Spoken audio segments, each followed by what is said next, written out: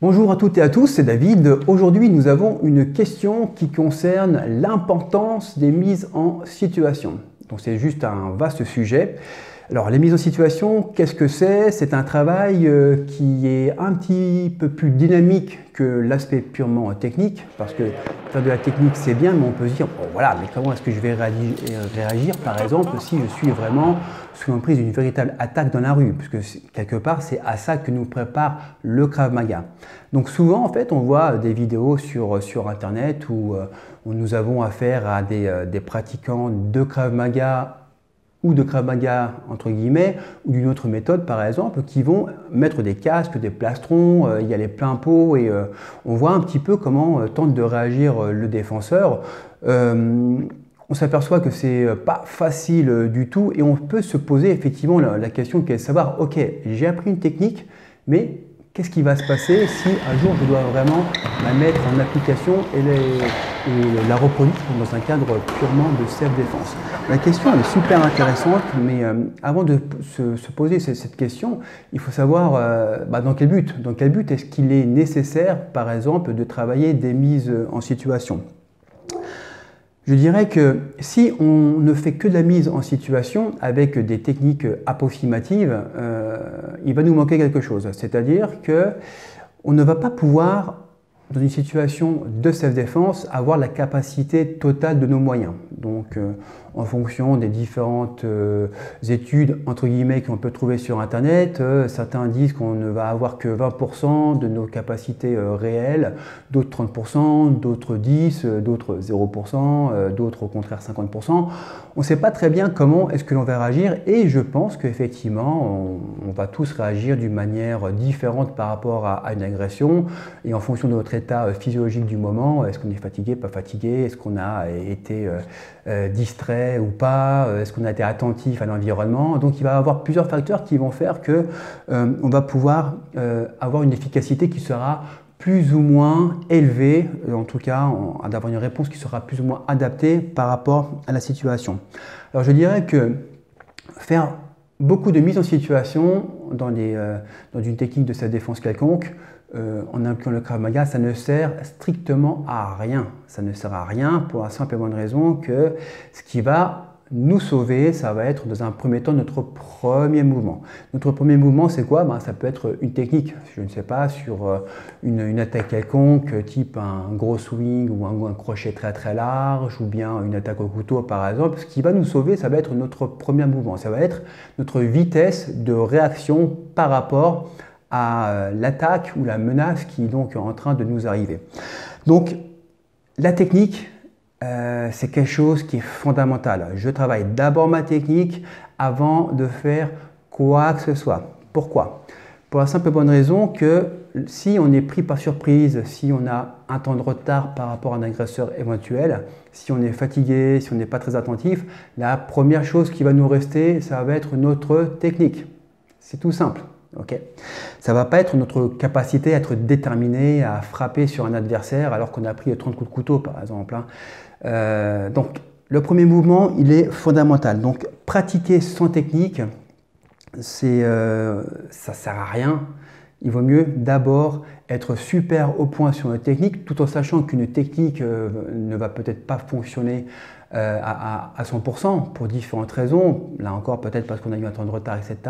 Mais peut-être que ma moitié de mouvement va m'empêcher de prendre complètement une frappe, par exemple, ou va m'empêcher de prendre un coup de couteau, par exemple.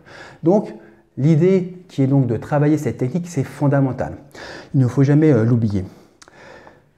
Alors par contre, pratiquer toujours en situation, donc ça ne constituera jamais, je dis bien jamais, une réplique de ce qu'on peut être en train de subir dans le cadre d'une véritable agression. Si on prend le cas par exemple de deux pratiquants où vous avez l'attaquant et le défenseur qui sont casqués, plastrons, etc., avec des protèges avant-bras, etc., et que l'un attaque au couteau l'autre, on va très vite s'apercevoir que finalement on risque de prendre plein de coups de couteau, hein. Ça c'est indéniable. Par contre, l'idée qui est de se dire, bon voilà, j'ai pris 2-3 coups de couteau, mais je suis suffisamment déterminé pour pouvoir continuer une action à frapper contre mon agresseur, etc., de manière un peu bourrine. Ok, alors peut-être que ça peut fonctionner, mais comment dire, si j'ai pris un coup de couteau qui a vraiment pénétré au niveau du corps et qui a touché un organe vital ou qui m'a sectionné des tendons ou des muscles, par exemple du bras ou de la jambe, etc., qu'est-ce qui va en rester? Il ne va strictement rien en rester. Donc à un moment donné, il faut rester logique et cohérent. Ça ne sert strictement à rien de continuer une action. Si j'ai pris 30 coups de couteau dans la gorge et si je me suis fait sectionner les muscles extenseurs des avant-bras, ça ne sert strictement à rien. Donc pratiquer de cette manière-là, c'est plus négatif que positif. Donc au total, on aura quelque chose qui ne sera pas du tout constructif. Par contre, l'importance de mise en situation, une fois qu'on a bien assimilé la technique, ça a plusieurs intérêts. Et l'intérêt, il est double. Le premier intérêt, c'est qu'on va peut-être se rendre compte qu'on fait une mauvaise technique.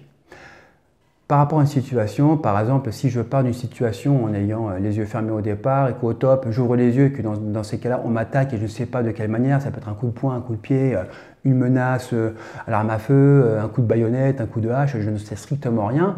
Là, on va essayer de voir si ma technique est bonne ou pas. Et en fin de compte, on va essayer de voir si j'arrive à adapter, à apporter une réponse par rapport à la menace ou par rapport à l'attaque auquel j'ai affaire sur le moment.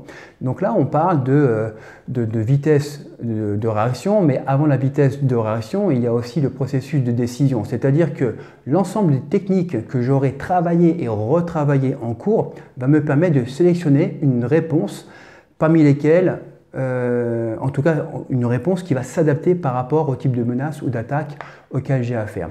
Et donc cette sélection, en fait, le fait de bien travailler d'un point de vue technique va me permettre d'avoir un automatisme en fonction d'une menace ou d'une attaque donnée et d'apporter la réponse qui me semble en tout cas la plus appropriée. Le deuxième intérêt, c'est de pouvoir appliquer sa technique dans un environnement qui est dynamique. Alors c'est sûr que lorsque, on le voit assez régulièrement sur les menaces contre armes par exemple, ou les attaques avec armes, que ce soit bâton, couteau ou menace au pistolet par exemple, donc effectivement, hein, on fait notre technique et puis notre adversaire, qui est en fait notre partenaire, il n'a aucune réaction, il ne bouge pas, en tout cas très très peu.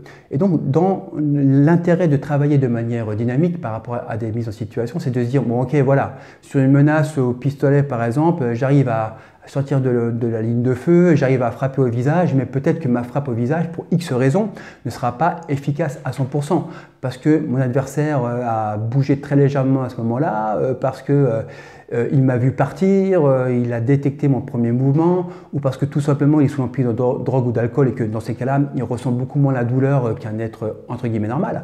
Donc, l'ensemble de ces situations-là et de travailler en mise en situation, ça va me permettre effectivement de mettre un petit peu plus de piment une fois que j'aurai bien assimilé ma technique. Super important.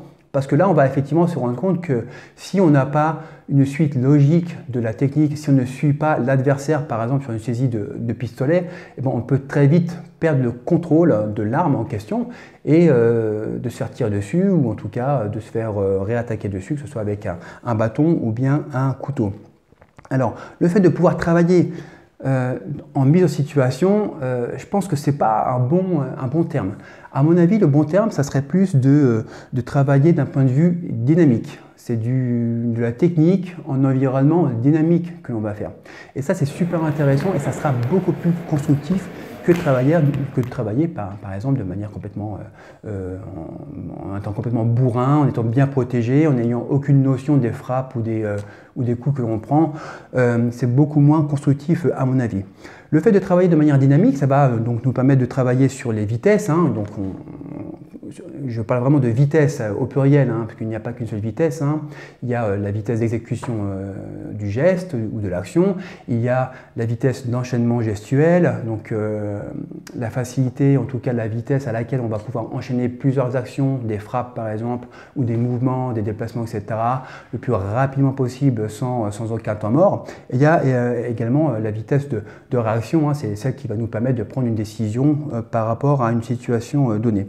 Donc ça va nous permettre en plus de nous adapter en fonction des mouvements de l'adversaire qu'on ne voit pas forcément sur un travail qui est purement technique.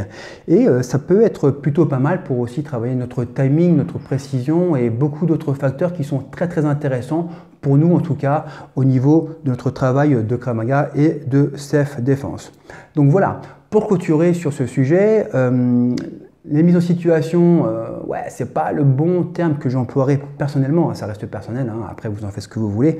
Je préfère plutôt le terme de travail dynamique, une fois qu'on a bien assimilé les techniques pour être vraiment le plus complet ou la plus complète possible par rapport aux réponses que l'on peut avoir sur une agression qui est donnée ou une menace qui est donnée.